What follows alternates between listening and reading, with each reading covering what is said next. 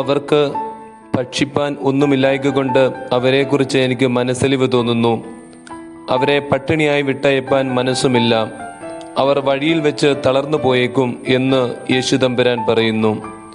വിശുദ്ധ മത്തായിയുടെ സുവിശേഷം 15-ാം അധ്യായം 32 മുതൽ 39 വരെയുള്ള വാക്യങ്ങൾ.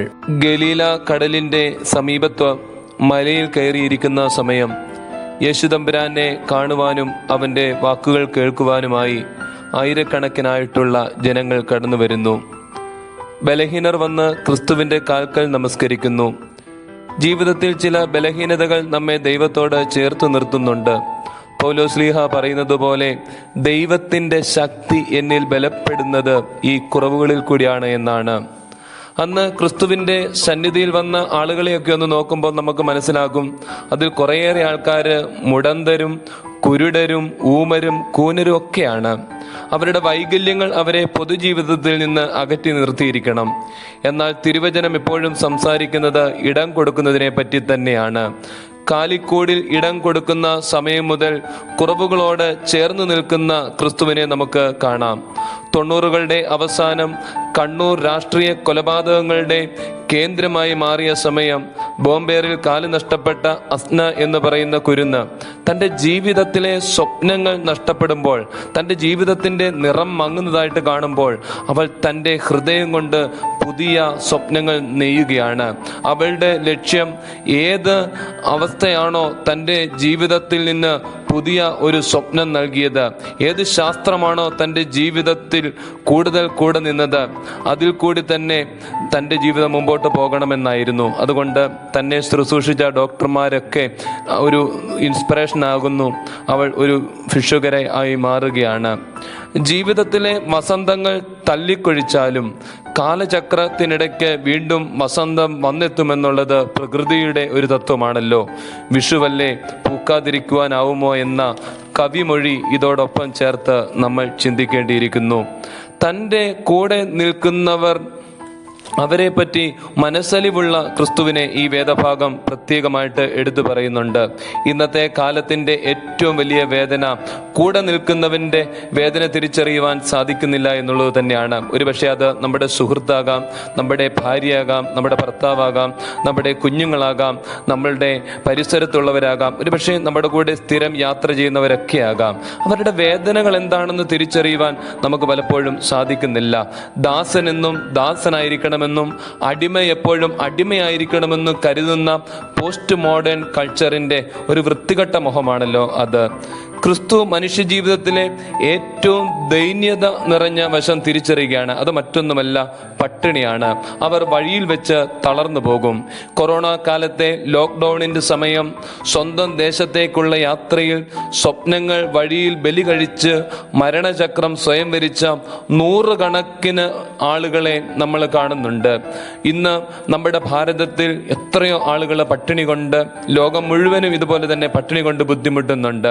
നമ്മുടെ ഭാരതത്തിൽ കൊടികളും ചിന്താധാരകളും പലതുണ്ട് എങ്കിലും ഭാരതീയർക്കോ തൊഴിലാളികൾക്കോ പാവപ്പെട്ടവർക്കോ തിരിച്ചറിയാൻ സാധിക്കാത്ത 100 കണക്കിന് പാവങ്ങളുടെ ജീവിതത്തിലോ ഒരു നന്മയായിട്ട് മാറുവാൻ ആരും സാധിക്കുന്നില്ല എന്നുള്ളത് ദുഃഖകരമായിട്ടുള്ള ഒരു അവസ്ഥയാണ്. ഈ കോടിക്കണക്കിന് ജനങ്ങൾ ഇന്ന് തെരുവുകളിൽ മനസ്സലിവ് യാചിച്ച് കഴിയുന്നു എന്നുള്ളത് നമ്മൾ ഒരിക്കലും മറന്ന് പോകരുത്. കുത്തക കമ്പനികളും കള്ളക്കടത്തും സ്റ്റോക്ക് എക്സ്ചേഞ്ചുകളും വല്ലാതെ വളരുന്ന ഒരു രാജ്യത്ത്, എന്നാൽ തിരിച്ചറിയുക, കൊറോണ കാലത്തും സ്റ്റോക്ക് എക്സ്ചേഞ്ചുകൾ വളരുന്നുണ്ട്, കോർപ്പറേറ്റുകളുടെ ലാഭം കൂടുന്നുണ്ട്. പക്ഷേ കോർപ്പറേറ്റ് കമ്പനിയിലെ മേലാളന്മാരുടെ സൗന്ദര്യ പ്രശ്നങ്ങൾക്ക് മുമ്പിൽ ഇത് ചിലപ്പോൾ തകർന്നു വീഴുന്നുണ്ട്. 130 കോടി ജനങ്ങളുടെ വേദന അല്ല നാടിൻ്റെ വേദന. 1-2 വൻകിടക്കാരുടെ വേദനയാണ് നാടിൻ്റെ വേദന എന്ന അവസ്ഥയിലേക്ക് നീറുമ്പോൾ പുതിയ കാലഘട്ടത്ത് നീറോകൾ വീണ്ടും വീണ വായിക്കുകയാണ്. പാവപ്പെട്ടവന്റെ പട്ടിണി മാറണമെന്ന് തന്നെയാണ് ക്രിസ്തു പഠിപ്പിക്കുന്നത്.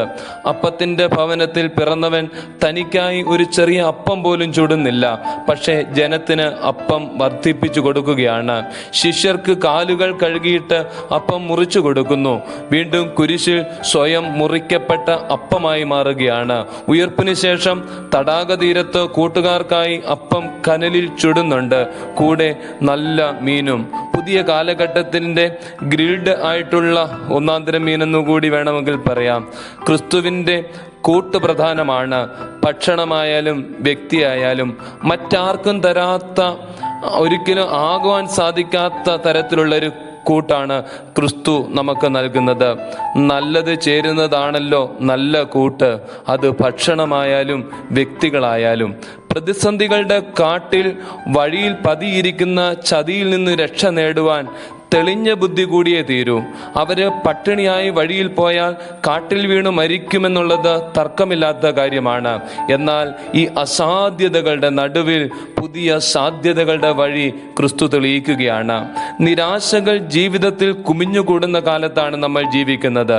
പ്രത്യേകിച്ച് മുതിർന്നവർ ഭവനങ്ങളിൽ വല്ലാതെ അങ്ങ് അസ്വസ്ഥരായിക്കൊണ്ടിരിക്കുകയാണ്. മരണം പതിയിരിക്കുന്ന പരിസരങ്ങൾ. പക്ഷേ ഇതും കടന്നു പോകും എന്നുള്ളത് നമ്മൾ മറന്നു പോകരുത്.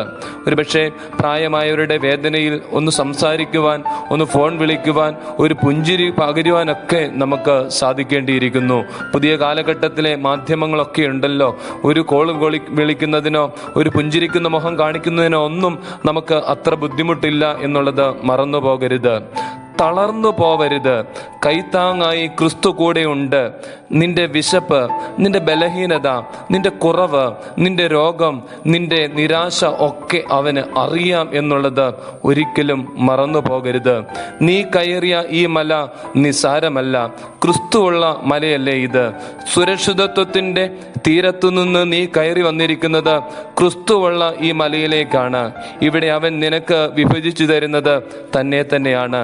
ആ 7 അപ്പം 4000 പേർക്ക് മാത്രമല്ല, എനിക്ക് കൂടിയാണ് തമ്പുരാൻ ശേഷിപ്പിച്ചത് എന്ന് മറക്കരുത്. നിരാശ വേണ്ട, കരുതൽ മാത്രം മതി. പ്രതിസന്ധികൾ മാറും, മാറാതിരിക്കുവാൻ സാധിക്കത്തില്ല. എത്ര കറുത്ത രാത്രിയാണെങ്കിലും, എത്ര സമയം ഇത് മുമ്പോട്ട് പോയാലും സൂര്യകിരണങ്ങൾ വരാതിരിക്കത്തില്ല. രാത്രി കടുക്കും തോറും ക്രിസ്തു എന്ന പുലരി കൂടുതൽ അടുക്കുന്നുണ്ട് എന്നുള്ളത് നമ്മൾ മറന്നു പോകരുത്. പ്രത്യാശയുടെ പുതിയ പ്രഭാതത്തിലേക്കാണ് ക്രിസ്തു നമ്മെ വിളിക്കുന്നത്. വീണ്ടും നമ്മൾ കാണുന്നുണ്ട്, ഈ 7 അപ്പം മീനും അത് വാഴ്ത്തി പുരുഷാരത്തിന് കൊടുക്കുമ്പോൾ 4000-ഓളം പുരുഷന്മാര് തന്നെ തിന്ന് തൃപ്തരാവുകയാണ്. സ്ത്രീകളും പൈതങ്ങളും കൂടിയുണ്ട് എന്നുകൂടി പറയുന്നു. അവിടെ പറയുന്നൊരു വാക്കുകൂടിയാണ്, അവർക്ക് തൃപ്തരായി എന്നുള്ള ഒരു വാക്കാണ്. തൃപ്തി തരുന്നതാണ് ക്രിസ്തു. ലോകം തരുന്ന രുചികൾ നിനക്കൊരിക്കലും തൃപ്തി തരത്തില്ല എന്നുള്ളത് മറന്നു പോകരുത്. മറിച്ച് തൃപ്തി എന്ന് പറയുന്നത് അതിന് അപ്പുറമൊന്നില്ല എന്ന് ഓർക്കുക. അതാണ് ക്രിസ്തു തരുന്നത്. ക്രിസ്തു പറഞ്ഞ വാക്ക് ഇങ്ങനെയാണ്, എനിക്ക് അവരെ കുറിച്ച് മനസ്സലിവ് തോന്നുന്നു. നമുക്ക് പ്രാർത്ഥിക്കാം, തമ്പുരാനെ, ഈ പ്രതിസന്ധിയുടെ, ഈ നിരാശയുടെ, ഭയം ഉറങ്ങുന്ന ഈ ലോകത്തോട് നിനക്ക് മനസ്സലിവ് തോന്നണമേ.